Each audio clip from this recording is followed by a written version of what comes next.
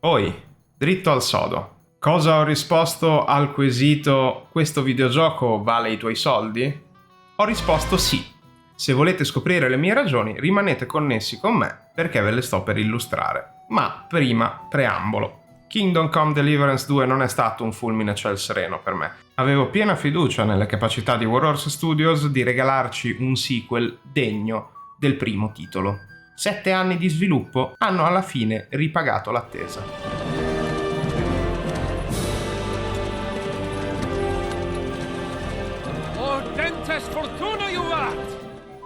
Harry è un protagonista originale, romanzato, sicuramente ispirato al folklore boemo. La sua storia si intreccia con la crisi della dinastia Lussemburgo nel XV secolo e gli sviluppatori hanno scelto un aggancio narrativo fortissimo. I nobili boemi sono in conflitto con Re Sigismondo di Ungheria e questo conflitto non solo ha accompagnato tutta la storia del primo capitolo di Kingdom Come, ma sarà il fulcro della narrazione di questa nostra avventura nei panni di Henry.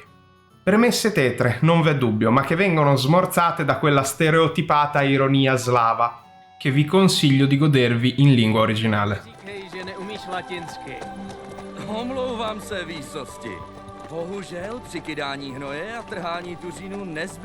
Consideratelo, anche se non ci capirete assolutamente nulla, come me. Italiano! Vaffanculo, imbecille! Non ho il tempo! Co si říkal? Co říkal? Musica e mood slavo aiutano sicuramente l'immersione ancora di più. Je to zapít. Zabít? Ne! Požereme se jak prasata! A wiesz co ona mi na to? Kurva, držte už hubu! Kurva! Kurwa jak świnie! Kurva! Kurwa moje! Bo się kunia! Kurwa moje!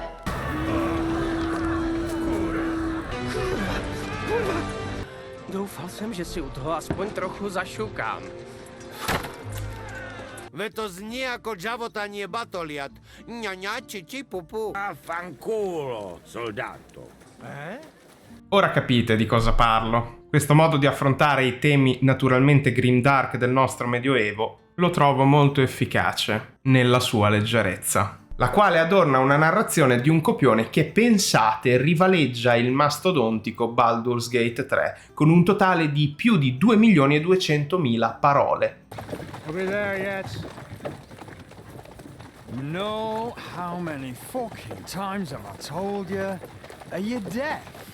Tale vastità è data anche dalla libertà d'azione che viene permessa a noi giocatori nei panni di Henry. Potremmo affrontare tantissime situazioni in modi diametralmente opposti. Clear off, or I'll take you down into the 7 levels with me. Where's my...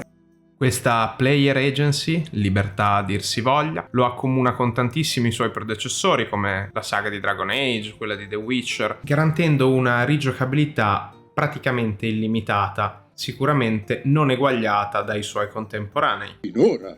E tali libertà si riscontrano anche nelle personalizzazioni possibili al proprio stile di gioco. Gli start fra i quali potremmo scegliere, però, badate, non sono definitivi. Nel puro fashion Elder Scrolls potremo infatti esplorare e massimizzare ogni singola caratteristica, attributo e costruire la nostra personale versione di Harry, e che va a consolidare questo gioco come capolavoro sia artistico sia di design. Il gioco rispetta il nostro tempo. Più noi ci dedicheremo a delle attività, più non solo acquisiremo punti esperienza in quella determinata caratteristica, attributo o ad attività, ma noi stessi giocatori affineremo le nostre meccaniche, abituandoci così a questo stile di gioco specifico che abbiamo scelto. Non aspettatevi infatti che aver sbloccato determinati talenti, avere caratteristiche quindi alte e un buon equipaggiamento significhi successo in ogni situazione. Come potete vedere, io ne sono la prova provata. Se solo avessi utilizzato tutti gli strumenti a mia disposizione, questo fight sarebbe andato diversamente. A few moments later. Kurva!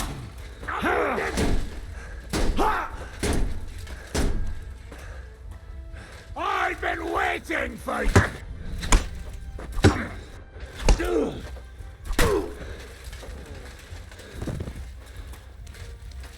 Show what you're made.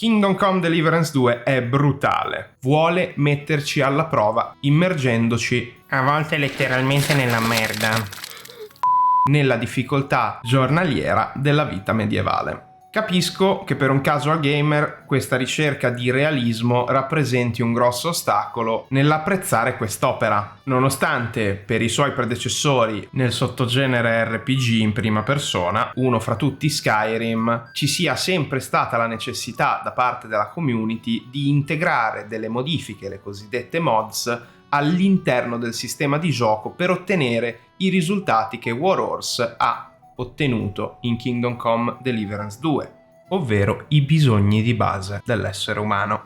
E sempre in riferimento alla storia degli Elder Scrolls, Daggerfall metteva l'accento sulla necessità di organizzare e pianificare i nostri viaggi all'interno delle regioni di gioco, scelta di design che ci pone di fronte a un altro layer di organizzazione della nostra avventura, da tenere sempre in considerazione quando si affrontano le attività di gioco. E fra esse anche tantissimi minigiochi che sono integrati all'interno dell'economia. Insomma, è un mondo vivo e che vale la pena di essere esplorato, nonostante si possa sfruttare lo strumento del viaggio rapido.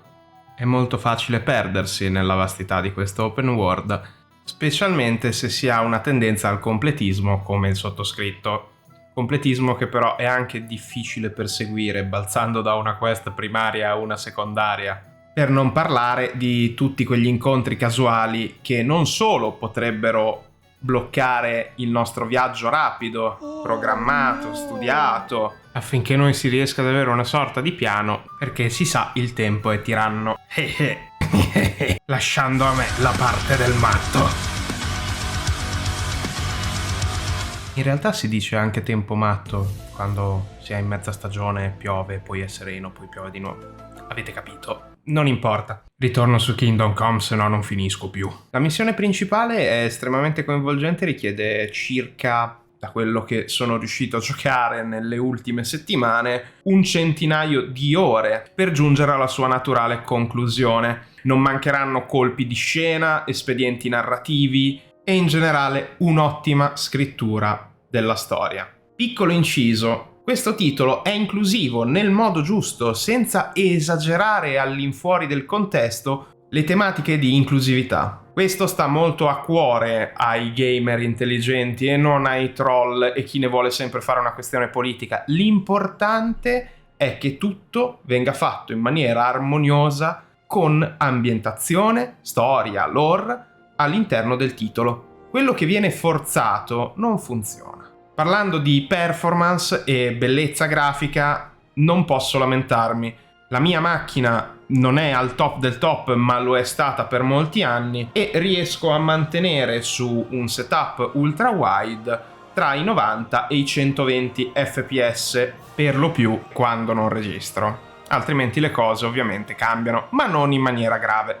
Considerata la concorrenza, lo stato d'uscita di questa versione di Kingdom Come è pazzesco. In relazione a questo, sottolineo che è stata fornita addirittura in pre-order la roadmap dell'edizione completa, quindi comprensiva di tutti i DLC. Per tale ragione e per via del fatto che non possiedo ancora il dono dell'ubiquità, e dunque o gioco a Kingdom Come, o gioco a Path of Exile 1 o 2, o gioco ad Avowed, o gioco a... One debt to society later. Intendo recensire al 100% Kingdom Come Deliverance nel corso dei prossimi mesi, preferibilmente dopo che l'ultima espansione sarà uscita, così da fornire un giudizio completo, comprensivo ovviamente di spoiler, e concludere la parabola di questo capitolo che spero sia soltanto il secondo di una lunga saga. Questo è quanto. Polacco matto.